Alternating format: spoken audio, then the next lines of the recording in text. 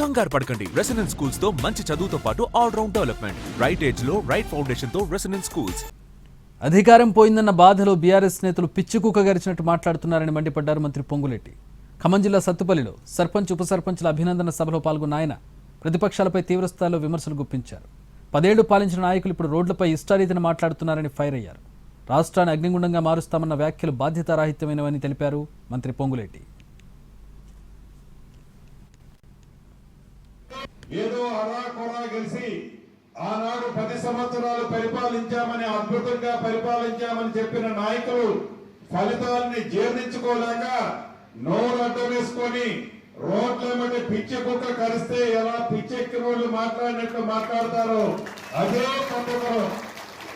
పద్ధతిలో పేరుకు గెలిచిన సర్పంచులు 10-15 మంది ఉంటారు. కార్యకర్తలు అందరినీ నుంచోబెట్టుకొని ఈ సర్పంచులంతా అందరికీ బ్లష్ చేసే కార్యక్రమాన్ని ఆనాటి 10 సంవత్సరాలు